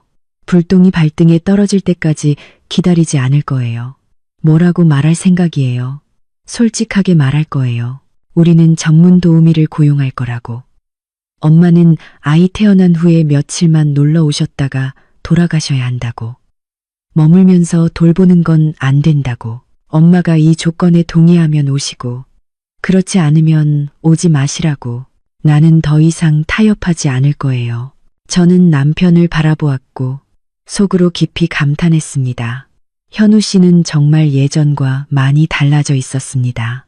하지만 저는 김 여사님이 과연 그 요구를 쉽게 받아들일지 아니면 시골에서 새로운 광풍을 일으킬지 걱정되었습니다. 이번 가족 보호 전쟁은 단순한 구습과의 싸움이 아니라 귀한 손주를 향한 시어머니의 맹목적인 애정까지 상대해야 하므로 훨씬 더 험난할 것 같았습니다. 현우 씨가 원만하게 해결하겠다고 약속했지만 시어머니의 전화 너머 목소리는 제 마음속에 서서히 퍼지는 독약 같았습니다. 그날 밤 저는 이리저리 뒤척이다 잠을 이루지 못했습니다. 눈을 감을 때마다 시커먼 한약 대접과 하늘이 무너지는 듯했던 따귀의 기억이 생생하게 떠올랐습니다. 저는 저도 모르게 얕은 잠에 빠져들었습니다. 꿈속에서 저는 출산 침대에 누워 있었는데 주위는 칠흑같이 어두웠습니다. 김 여사님이 서 있었고 손에는 날카로운 칼을 들고 소름 끼치는 웃음을 짓고 있었습니다. 내 귀한 손주를 이리 내. 너는 얘를 키울 자격이 없어. 내가 얘를 시골로 데려갈 거야. 내가 입으로 씹은 밥을 먹이고 약초 물을 먹여서 우리 김씨 집안의 사람으로 만들 거야. 저는 비명을 질렀고 손발이 묶인 것처럼 발버둥 쳤습니다. 김 여사님은 달려들어 제 손에서 아기를 낚아챘습니다. 아기는 비명을 질렀고 그 가슴 찢어지는 울음소리가 어두운 공간에 울려 퍼졌습니다. 안 돼. 내 아기 뺏지 마. 살려줘. 여보, 현우 씨, 살려줘요. 저는 화들짝 잠에서 깼습니다. 땀은 비 오듯 쏟아졌고 심장은 가슴 밖으로 튀어나올 듯 쿵쾅거렸습니다. 호흡은 가빴고 베개는 눈물로 흠뻑 젖어 있었습니다. 그는 서둘러 수면등을 켜고 저를 안으며 당황한 목소리로 말했습니다. 여보, 왜 그래? 악몽 꿨어. 지수씨, 정신 차려. 나 여기 있어. 내가 왔어. 저는 남편을 바라보았고 아직 진정하지 못한 채 훌쩍였습니다. 여보, 너무 무서웠어요. 어머니가 우리 아기를 뺏어가는 꿈을 꿨어요. 저보고 애를 못 키운다고 독약을 먹이려고 했어요. 너무 무서워요, 여보. 현우 씨는 저를 품에 꼭 안았고 땀으로 젖은 제 등을 쓸어내리며 안심시켰습니다. 괜찮아, 여보. 꿈일 뿐이야. 내가 여기 있는데 아무도 우리 아이를 데려가지 못해. 진정해. 저는 남편의 가슴에 얼굴을 묻고 어린아이처럼 엉엉 울었습니다. 오랫동안 억눌려왔던 두려움이 격렬하게 분출되었습니다. 저는 3년 전의 상처가 실제로 아물지 않았다는 것을 깨달았습니다. 그것은 잠시 잠들어 있었을 뿐입니다. 그리고 지금 시어머니의 재등장이 그 괴물을 다시 깨운 것입니다. 다음 날 아침, 저는 눈이 퉁퉁 붓고 정신이 몽롱한 채로 일어났습니다. 현우 씨는 걱정 가득한 눈빛으로 저를 바라보았습니다. 그는 오전 업무를 쉬고 집에 남아 저를 돌보기로 결정했습니다. 그는 저에게 따뜻한 오트밀 죽을 끓여서 한 숟가락씩 먹여주었습니다. 이건 먹고 기운 차려요. 당신이 이렇게 힘들어하는 걸 보니 내 마음이 아파. 아무래도 엄마한테 이야기하는 계획을 앞당겨야겠어. 저는 남편을 바라보며 나약한 목소리로 말했습니다. 여보, 그냥 어머니를 못 오시게 하면 안 될까요? 저는 무서워요. 어머니 얼굴만 봐도 다시 트라우마가 생겨서 아기에게 영향을 줄까봐 두려워요. 현우 씨는 제 손을 잡고 단호하게 말했습니다. 알아요. 엄마가 여기서 머무르게 하지는 않을 거예요. 하지만 엄마의 손주 방문 자체를 완전히 막는 것도 안 돼요. 그건 불효이고 친척들에게 다시 험담할 구실을 줄 거예요. 가장 좋은 방법은 처음부터 규칙을 세우는 거예요. 엄마는 손주에게 손님일 뿐이지 주인이 아니라는 것을 명확히 해야 해요. 현우 씨의 단호함은 저를 어느 정도 안심시켰습니다. 저는 그가 아내와 아이, 그리고 효도라는 두 가지 측면에서 엄청난 압박을 받고 있다는 것을 알았지만 저는 그가 해낼 것이라고 믿었습니다. 그날 오후, 현우 씨는 저를 심리상담 의사에게 데려갔습니다. 제가 악몽과 불안에 대해 이야기하는 것을 들은 후 의사 선생님은 제가 임신과 심리적 압박으로 인해 가벼운 외상 후 스트레스 장애가 재발했다고 진단했습니다. 의사 선생님은 저에게 스트레스의 원인인 시어머니와의 접촉을 제안하고 남편의 적극적인 지지가 필요하다고 조언했습니다. 진단서를 손에 든 현우 씨는 더욱 단호해졌습니다. 그는 집으로 돌아오는 길에 저에게 말했습니다. 봤죠? 당신과 아이의 건강이 가장 중요해요.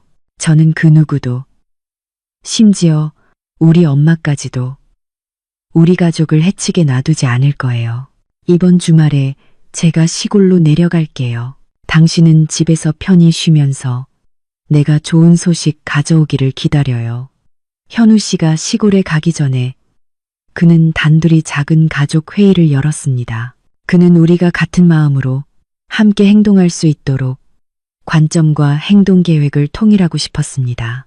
우리는 식탁에 마주 앉았습니다. 분위기는 마치 비즈니스 협상 같았지만 가족애로 가득 차 있었습니다. 현우 씨는 종이와 펜을 꺼내 해결해야 할 문제들을 항목별로 적기 시작했습니다. 첫째, 산후조리 문제. 우리는 100% 전문 산후 도우미를 고용하기로 합의합니다. 제가 이미 몇 군데 평판 좋은 센터를 알아봤어요. 전문적인 교육을 받은 간호사 출신 도우미들이에요. 비용은 조금 비싸지만 그만큼 안심할 수 있고 편안함을 얻을 수 있어요. 당신은 동의하나요? 저는 즉시 고개를 끄덕였습니다. 완전히 동의해요. 아내, 저는 민간요법에 따른 돌봄이 아니라 산모와 아기 모두를 돌볼 수 있는 의학 지식을 가진 사람이 필요해요. 현우 씨는 종이에 기록하고 계속 말했습니다. 둘째, 어머니의 역할. 어머니는 당신이 출산한 후에 손주를 방문하는 것이 허용되며 최대 기간은 1박 2일입니다. 어머니는 거실에서 주무시거나 제가 근처 호텔을 예약해 드릴 거예요. 어머니가 우리 가족의 생활에 간섭하지 않도록 하기 위해서죠. 어머니는 손주와 놀아주실 뿐, 목욕이나 수유, 그리고 함께 잠을 자는 것은 안 됩니다. 저는 약간 망설였습니다. 어머니가 그걸 받아들이실까요, 여보? 어머니는 한 달 내내 머물고 싶어 하셨잖아요. 현우 씨는 저를 바라보았고 그의 눈빛은 날카로웠습니다. 엄마가 받아들이든 안 받아들이든 그건 엄마의 문제예요. 허락할지 말지는 집주인의 권한, 즉 아이 부모의 권리예요. 제가 명확하게 말할 거예요. 이 조건을 수락하시면 올라오시고 만약 와서 명령하거나 강요하고 싶으시면 그냥 시골에 머무르시라고. 셋째, 재정 문제. 저는 엄마가 시골에서 편하게 생활하시도록 매달 일정 금액을 용돈으로 드릴 거예요. 이것은 효도하는 방법이고 엄마가 자신이 버려졌다는 생각을 덜 하시도록 하기 위해서예요. 하지만 그 대신 엄마는 어떤 음식이나 약재도 여기로 보내시면 안 됩니다. 닭이든 오리 알이든 한약이든 절대 받지 않을 거예요. 저는 안도의 한숨을 쉬었습니다. 현우 씨의 계획은 매우 상세하고 이성적이었습니다. 그는 아내와 아이의 안전을 보장하는 동시에 가능한 한 효도의 도리를 지키려고 노력했습니다. 당신 정말 계획을 잘 세웠네요. 고마워요. 현우 씨는 제 손을 잡고 미소를 지었습니다. 고맙긴요. 이건 내 책임이에요. 나는 이 가정의 기둥이고 당신과 아이를 보호하는 방패가 되어야 해요. 나만 믿어요. 토요일 아침, 현우 씨는 배낭을 메고 시골로 향했습니다. 저는 그를 문 밖에서 배웅했고 마음은 불안하면서도 기대감으로 가득 찼습니다. 이번 여정이 쉽지 않을 것임을 알고 있었습니다. 김 여사님은 귀한 손주를 독점하려는 기세가 등등했기 때문에 시어머니를 마주하는 것은 결코 간단한 일이 아니었습니다. 집에 혼자 남은 저는 마음을 편안하게 유지하려고 노력했습니다. 저는 보람이와 시간을 보내고 태교책을 읽고 명상 음악을 들었습니다. 저는 스스로에게 더 강해져야 한다고 다짐했습니다. 더 이상 두려움에 지배당해서는 안 됩니다. 저에게는 현우 씨가 있고 아이들이 있고 그리고 저 자신의 자립 능력이 있습니다. 도착했어. 제 휴대폰이 울렸습니다. 현우 씨에게서 온 문자였습니다. 집에 도착했고 이제 전투 준비 중이야. 당신은 집에서 밥 잘 챙겨 먹고 있어. 사랑해. 저는 답장을 보냈습니다. 힘내요. 여보. 우리 모녀가 당신 소식 기다리고 있을게요. 저는 현우 씨가 시골 기와집에서 김 여사님과 마주 앉아 있는 장면을 상상했습니다. 심리전이 시작되었습니다. 시골 본가, 김 여사님의 집 안 분위기는 전쟁터 못지않게 긴장감이 넘쳤습니다. 김 여사님은 아들의 마음을 부드럽게 하려고 성대한 식사를 미리 준비해 두었습니다. 시어머니는 닭을 잡고 현우 씨가 어릴 적 좋아했던 음식들로 한 상 가득 차려놓았습니다. 식사 내내 김 여사님은 아들에게 음식을 계속 덜어주었고 행복하게 웃으며 자신이 서울에 올라가 손주를 돌볼 미래의 아름다운 그림을 그려주었습니다. 엄마가 다 생각했단다. 얘야, 내가 암탉 10마리, 슈가루 몇 근, 그리고 산에서 땅굴을 가져갈 거야.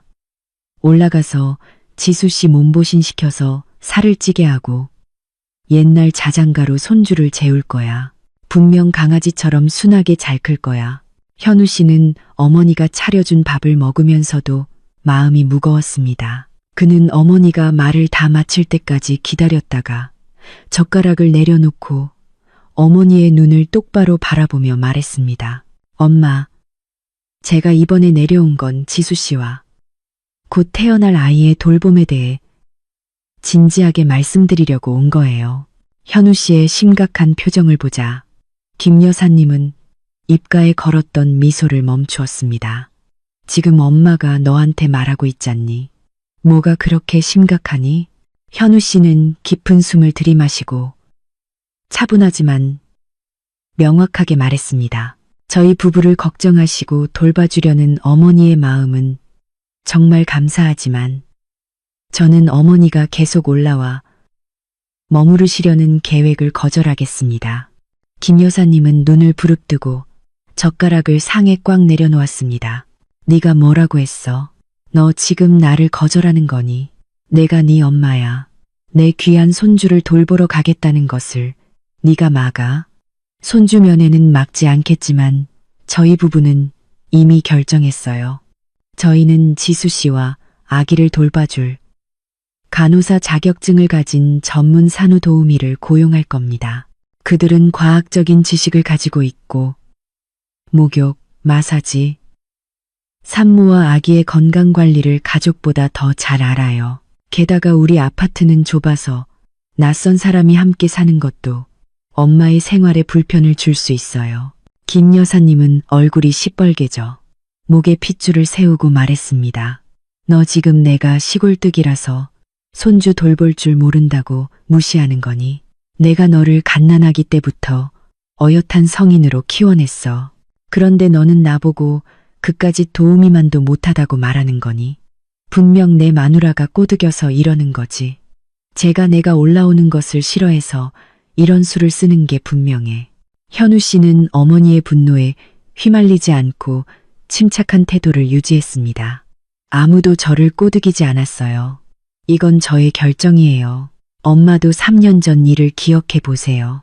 엄마와 지수 씨는 생활 방식과 육아 방식에 너무 많은 차이가 있었어요. 엄마는 지수 씨에게 억지로 족발을 먹였고 에어컨도 못 켜게 했고 보람이에게 한약까지 먹이려 했잖아요. 그 모든 일들이 지수 씨에게 상처를 주었고 우울증을 겪게 했어요. 저는 그런 비극이 다시 반복되는 것을 원하지 않아요. 옛날 이야기가 나오자 김 여사님은 약간 움츠러들었지만 여전히 변명하려고 했습니다. 그때는 나도 손주 걱정해서 그랬지. 이번에는 내가 너희 말을 들을게. 그식 마. 족발도 억지로 안 먹이고 에어컨도 켤게. 귀한 손주 옆에만 있게 해줘. 현우 씨는 단호하게 고개를 저었습니다. 죄송해요, 어머니. 저는 더 이상 아내와 아이의 건강을 위험에 빠뜨릴 수 없어요. 지수 씨는 지금 심리적으로 불안정해요. 그녀는 절대적인 안정과 조용한 공간이 필요해요. 어머니가 오래 머무르시면 본의 아니게 그녀에게 압박이 될 거예요. 엄마가 저희를 이해해 주시고 양해해 주시기를 바랍니다. 김 여사님은 아들을 설득할 수 없다는 것을 깨닫고 울고불고 떼쓰기 시작했습니다. 아이고, 불쌍한 내 인생아. 유일한 아들이 마누라 말만 듣고 이 늙은 엄마를 버리네. 내 귀한 손주를 내가 하루도 안아보고 돌봐주지 못하다니. 너 나를 죽여서 이 고통을 끝내줘. 현우 씨는 어머니가 우는 모습을 말없이 지켜보았습니다. 그는 마음이 아팠지만 지금 여기서 마음이 약해지면 모든 노력이 물거품이 될 것임을 알았습니다. 그는 어머니가 울음을 그치자 부드럽게 말했습니다. 엄마, 울지 마세요. 저는 여전히 엄마의 효자 아들이에요. 매달 용돈도 보내드리고 전화도 자주 드릴 거예요. 아이가 좀 크면 제가 아이를 데리고 시골에 와서 일주일 동안 엄마랑 같이 있을게요. 하지만 지금은 제 결정을 존중해 주셔야 해요. 만약 엄마가 계속 강하게 나오시면 1박 2일 손주 면회도 다시 생각해야 할 거예요. 현우 씨의 부드럽지만 무게감 있는 경고에 김 여사님은 입을 다물었습니다.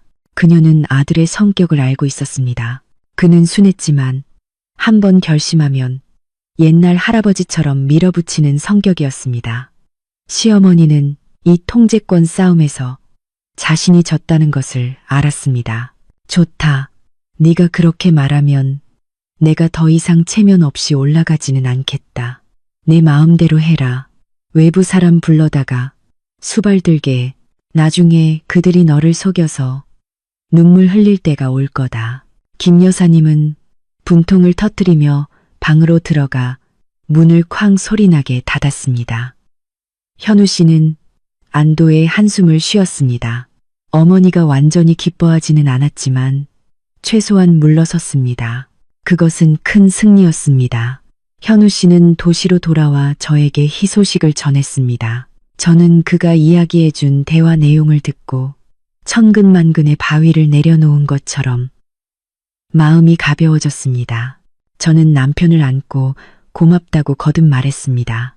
이제 우리는 시어머니와의 갈등을 걱정하지 않고 온전히 출산에 집중할 수 있게 되었습니다. 다음은 산후 도우미를 찾는 일이었습니다. 저희 부부는 인터넷에서 아이 폭행이나 도둑질 같은 도우미에 대한 이야기들을 보았기 때문에 매우 신중했습니다. 저희는 산모와 아기를 전문적으로 돌보는 고급 산후도우미 센터에 연락했습니다. 서비스 비용은 일반 도우미보다 3배나 비쌌지만 비싼 만큼 값어치를 한다고 생각했습니다. 면접날, 저와 현우 씨는 3명의 지원자를 직접 만났습니다. 첫 번째 분은 젊고 민첩했지만 경험이 부족해 보였고 휴대폰을 많이 사용하는 것 같았습니다. 두 번째 분은 나이가 많고 상냥했지만 건강이 약해 보였고 기침을 자주 했습니다. 세 번째 분은 45세 정도의 이모님이었는데 이름은 미영이었습니다. 미영 이모님은 인자한 얼굴에 온화한 미소를 짓고 있었고 손은 깨끗하고 손톱은 짧게 잘 정리되어 있었습니다. 그녀는 저희에게 간호사 자격증, 건강진단서, 경찰의 신원 확인서, 그리고 이전에 근무했던 가정들의 추천서를 모두 보여주었습니다. 저는 미영 이모님에게 물었습니다. 이모님, 아기가 밤에 많이 칭얼거리면 밤에 깨서 돌보는 게 힘드시지 않을까요? 미영 이모님은 부드럽게 웃으며 대답했습니다. 제가 이 일을 10년 넘게 했어요. 아기가 우는 건 당연한 일이죠. 밤에 깨는 건 익숙해요. 중요한 건 아이가 왜 우는지 원인을 찾아서 달래는 것이지 짜증내거나 심하게 흔들면 안 돼요. 저는 아기가 잘 자도록 마사지하는 법도 알고 산모에게 과학적으로 젖이 잘 나오는 음식을 요리하는 법도 알고 있습니다. 현우 씨는 어려운 질문을 던져 그녀를 시험했습니다. 만약 시골에 계신 저희 어머니가 오셨는데 이모님과는 돌보는 방식이 달라서 예를 들어 아이에게 설탕물을 먹이거나 아기를 강하게 싸매라고 하시면 어떻게 대처하실 건가요? 미영 이모님은 능숙하면서도 원칙 있게 대답했습니다. 저는 과학적인 지식을 바탕으로 어머님께 부드럽게 설명해 드릴 거예요.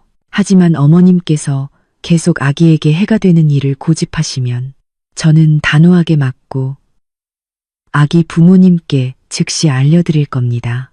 왜냐하면 제 책임은 부모님과 계약한 대로 아기의 안전을 절대적으로 보장하는 것이기 때문입니다.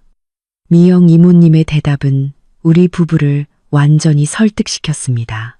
우리는 서로를 바라보며 고개를 끄덕였고 즉시 계약을 체결했습니다. 미영 이모님은 출산 예정일 일주일 전에 저희와 함께 살기 시작하여 가족 생활에 익숙해지고 미영 이모님의 존재는 집에 새로운 활력을 불어넣었습니다. 집은 항상 깨끗하고 정돈되어 있었고 식사는 항상 따뜻하고 맛있었으며 영양소가 풍부했습니다. 미영 이모님은 심지어 제가 분만, 시통증을 줄이는 호흡법, 진통과 가진통을 구별하는 방법을 가르쳐 주었습니다. 저는 제가 정말 운이 좋다고 느꼈습니다. 돈으로 안심과 전문성을 사는 이 결정은 저희의 가장 현명한 투자였습니다. 출산 예정일이 다가왔고 제 배는 아래로 처졌으며 가진통은 더 자주 찾아왔습니다. 출산 가방, 아기 방, 헌신적인 도우미까지 모든 것이 준비되었고 이제 마지막으로 김 여사님의 방문 일정을 확정할 차례였습니다. 현우 씨는 시골에 계신 어머니에게 전화를 걸었습니다. 이번에도 그는 제가 함께 들을 수 있도록 스피커폰을 켰고 그의 달라진 대처 방식을 지켜보게 했습니다. 여보세요 어머니, 지수 씨가 곧 출산할 것 같아요. 의사 선생님은 이번 주 안에 나올 것 같다고 하셨어요. 미리 알려드리려고 전화했어요. 수화기 너머로 들리는 김 여사님의 목소리는 다시 흥분한 듯 했습니다. 그래? 오, 엄마도 너무 기다렸단다. 그럼 언제 올라가면 되니? 엄마가 귀한 손주 옷 몇 벌도 준비해 놨단다. 현우 씨는 침착하게 합의된 규칙을 제시했습니다. 어머니, 지수 씨가 순산하고 산모와 아기 모두 건강해지면 그때 제가 전화드릴게요. 그때 차 타고 올라오세요. 제가 편하게 오시도록 좋은 버스표를 예약해서 터미널까지 모셔다 드릴게요. 응, 그것도 좋겠지. 그럼 엄마는 어디서 지내? 네가 손님 방을 치워놨니? 숙소 문제에 관해서는 제가 저희 집에서 500미엔 떨어진 곳에 있는 아주 좋은 3성급 호텔방을 예약해놨어요. 어머니는 거기서 편안하고 조용하게 쉬세요. 낮에는 오셔서 손주랑 놀아주시고요. 저녁에는 호텔로 돌아가서 푹 주무세요. 아기 우는 소리에 방해받지 않도록요. 김 여사님은 갑자기 펄쩍 뛰었습니다. 뭐라고? 네가 나보고 호텔에서 지내라는 거니? 내 집에 남는 방이 있는데 왜 나를 거기서 자게 해? 내가 손주 보러 올라가는데 너는 나를 관광객 취급하는구나. 돈 낭비하고 쓸데없는 짓 하는구나. 어머니, 저희 집에 이제 도우미 이모님도 계셔서 방이 좁아요. 그리고 지수 씨가 출산 후에는 젖을 짜거나 개인위생 때문에 사적인 공간이 필요해요. 어머니가 함께 계시면 지수 씨와 어머니 모두에게 불편할 거예요.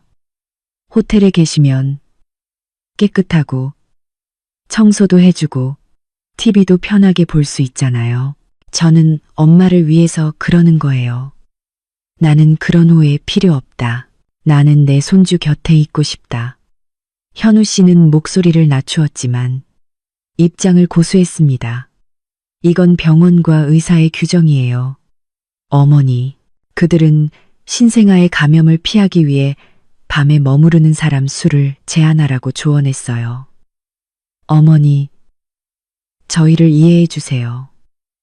어머니는 단 이틀만 놀러 오시는 거잖아요. 이번 한 번만 제 부탁 들어주세요. 현우 씨는 김 여사님이 반박할 수 없도록 의사 조언이라는 핑계를 능숙하게 이용했습니다. 김 여사님은 억울했지만 귀한 손주의 감염 문제에 대해서는 두려움을 느꼈습니다. 결국 시어머니는 혀를 차며 동의했습니다. 에휴, 네가 하고 싶은 대로 해라. 손주 안아볼 수만 있으면 됐다. 그리고 미리 말하지만 나는 이틀만 있다가 갈 거다. 너희들의 좁은 도시 생활 따위는 하나도 안 부럽다. 네, 어머니, 감사해요. 몸 건강히 잘 지내시다가 손주 보러 오세요. 전화를 끊은 후 현우 씨는 저에게 윙크했습니다. 됐죠. 완벽한 계획이에요. 저는 미소를 지었고 마음이 매우 가벼워졌습니다. 경계선이 명확하게 설정되었습니다. 김 여사님은 손주를 만날 수 있어 그리움을 해소할 수 있지만 저희의 삶에 깊숙이 간섭할 기회는 없을 것입니다. 임신 후기의 나날은 이상할 정도로 평화롭게 흘러갔습니다. 눈물과 걱정으로 가득했던 보람이를 낳을 때와는 완전히 달랐습니다. 이번에는 제가 여왕이 된 것 같았습니다. 매일 아침 저는 발코니에서 새들이 지저귀는 소리를 들으며 일어났습니다. 미영 이모님은 이미 영양가 풍부한 아침 식사를 준비해 두었습니다. 저는 온라인 코치의 지도하에 가벼운 태교 체조를 할 시간을 가졌습니다. 현우 씨는 항상 일찍 퇴근하여 저를 공원에 데리고 가서 신선한 공기를 마시게 해주었습니다.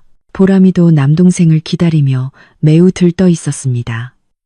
딸아이는 제 배에 귀를 대고 속삭이곤 했습니다. 태양아, 누나 보람이야. 빨리 나와서 누나랑 놀자. 누나 장난감 많아. 다 양보해 줄게. 현우 씨는 두 모녀를 바라보며 행복에 잠긴 눈빛이었습니다. 그는 딸의 머리를 쓰다듬으며 당부했습니다. 보람이, 이제 누나가 될 거야. 동생을 사랑하고 보호해야 한다. 아빠, 엄마는 너희 둘 다 똑같이 사랑해. 우리는 함께 아기방을 꾸몄습니다. 방은 부드러운 하늘색으로 칠해졌고 우주비행사와 재미있는 별들의 그림으로 장식되었습니다. 요람, 아기 침대, 옷장 등 모든 것은 현우 씨가 직접 조립하며 정성을 들였습니다. 출산 예정일 전날 밤, 저는 남편 옆에 누워 뱃속에서 느껴지는 아이의 강한 움직임을 느꼈습니다. 저는 현우 씨의 손을 잡고 속삭였습니다. 여보, 너무 떨려요. 이번에도 많이 아플까요? 현우 씨는 제 이마에 키스하며 안심시켰습니다. 걱정 마요. 미영 이모님이 아이가 순산하기 좋은 자세로 돌아섰다고 했어요. 쉽게 낳을 수 있을 거예요. 내가 저번처럼 당신 옆에서 손을 잡아줄게요. 그리고 이번에는 국제병원에서 출산하니까 서비스가 더 좋을 거고 당신도 덜 아플 거예요. 고마워요, 여보. 저에게 이런 평화를 선물해줘서 고마워요. 바보같이 고맙다는 말은 하지 마세요. 당신과 아이의 행복이 내 삶의 목표인걸요.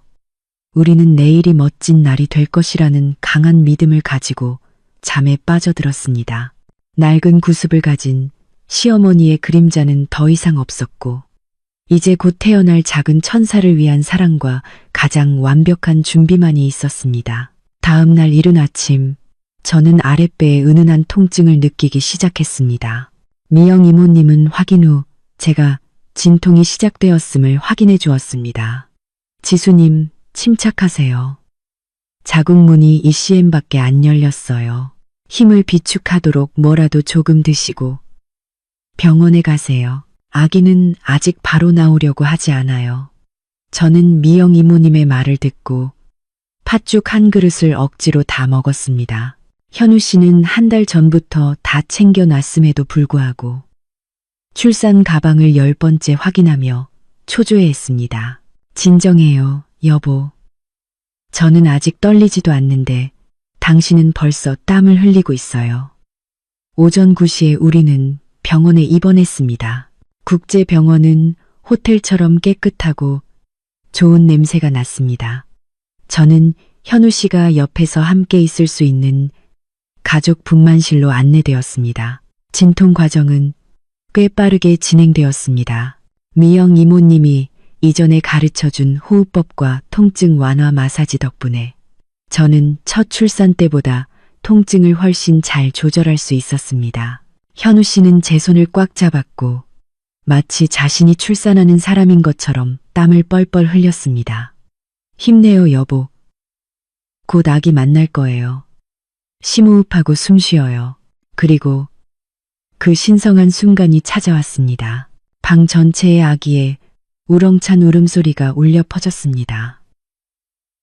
의사 선생님은 붉은색의 아들을 제 가슴 위에 올려놓아 피부 접촉을 하도록 했습니다. 따뜻한 감각이 온몸으로 퍼졌습니다. 저는 행복에 겨워 울음을 터뜨렸습니다. 축하합니다. 아들 3.5kg. 아주 건강하고 잘생겼습니다.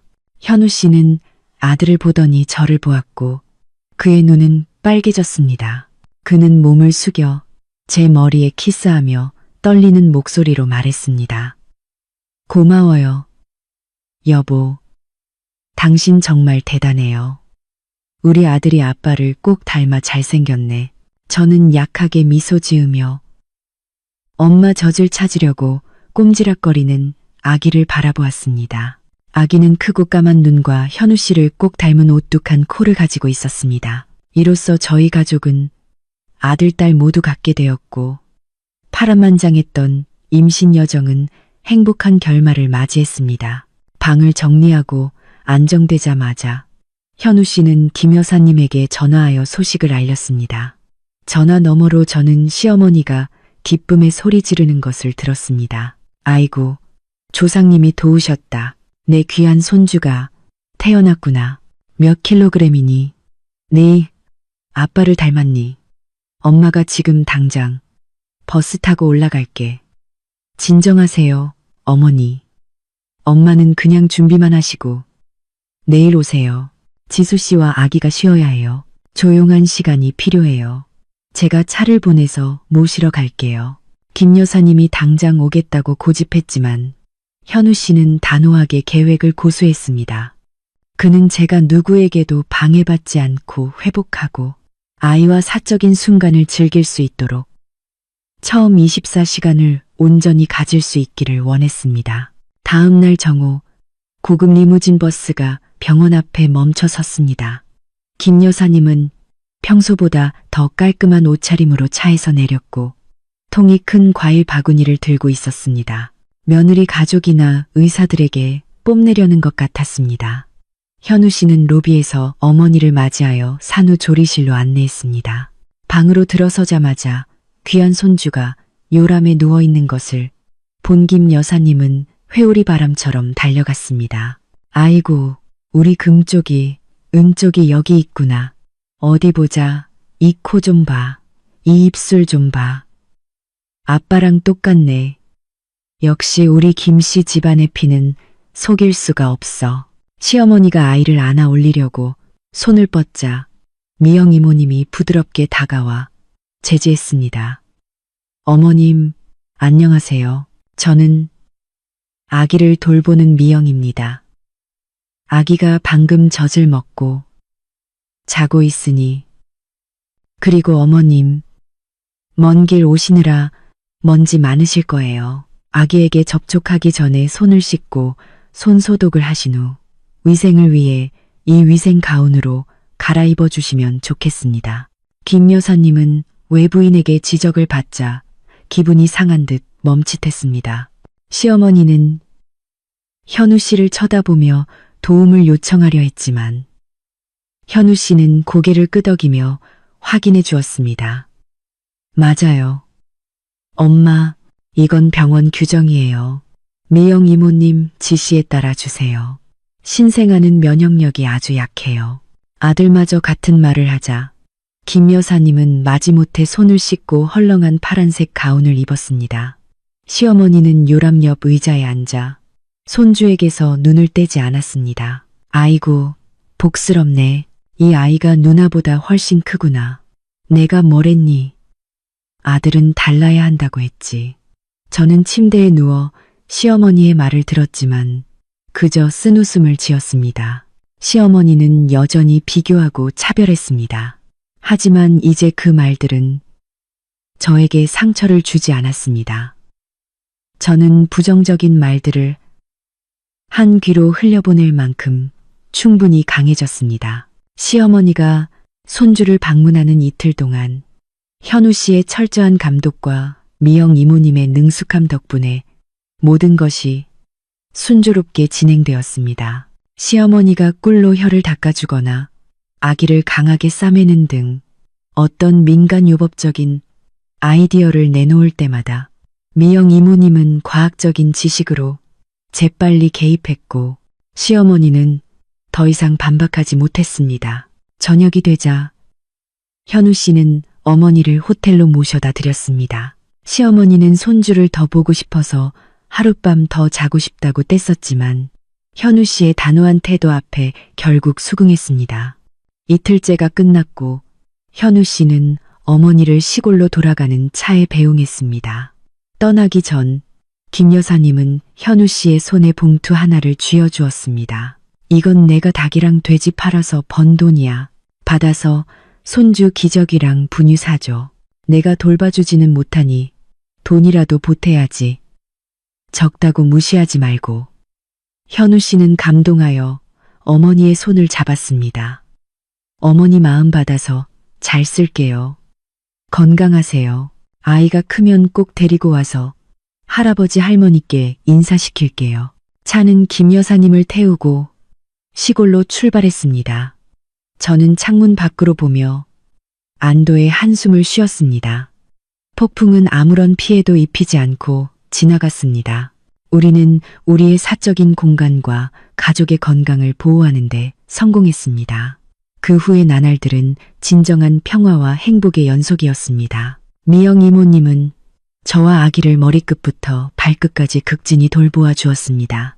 저는 새우, 연어, 소고기 그리고 다채로운 채소들로 구성된 맛있고 다양한 산후 식사를 했습니다. 젖은 잘 나왔습니다.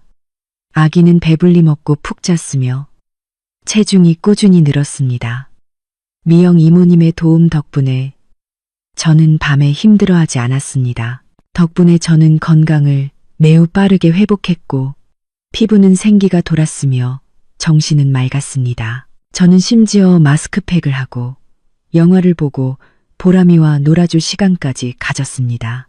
보람이는 의젓한 누나 역할을 잘했습니다. 유치원에서 돌아오면 곧장 방으로 달려와 동생에게 뽀뽀해주고 기저귀도 가져다주고 노래도 불러주었습니다. 두 아이가 서로에게 애정을 쏟는 모습을 보며 제 마음은 녹아내렸습니다. 현우 씨는 말할 것도 없습니다. 그는 저와 두 아이에게 극진했습니다. 퇴근 후에는 팔을 걷어붙이고 미영 이모님을 도와 능숙하게 아기 목욕도 시키고 기저귀도 갈았습니다. 저녁에는 온 가족이 함께 모여 앉았고 웃음소리가 온 집안에 울려 퍼졌습니다. 시어머니의 잔소리도 부당한 강요도 없는 가족 분위기는 얼마나 편안하고 따뜻한지 몰랐습니다. 저는 경제적 자립과 부부의 단합이야말로 모든 가족 갈등을 해결하는 열쇠라는 것을 깨달았습니다. 가끔 김 여사님이 화상 통화를 걸어 손주를 보셨습니다. 화면을 통해 통통하고 하얀 손주를 본 시어머니는 눈이 휘어지게 웃었고 저희가 자신을 돌보게 하지 않은 것에 대한 불평은 잊어버리셨습니다. 심지어 시어머니는 동네 사람들에게 자기 아들이 의료 전문가를 고용하여 손주를 돌보게 했다고 자랑하며 으스대셨습니다. 결국 시어머니의 체면도 세워졌고 모든 것이 양쪽 모두에게 잘 해결된 셈이었습니다. 시간은 흘러 아들은 태어난 지 한 달이 되었습니다.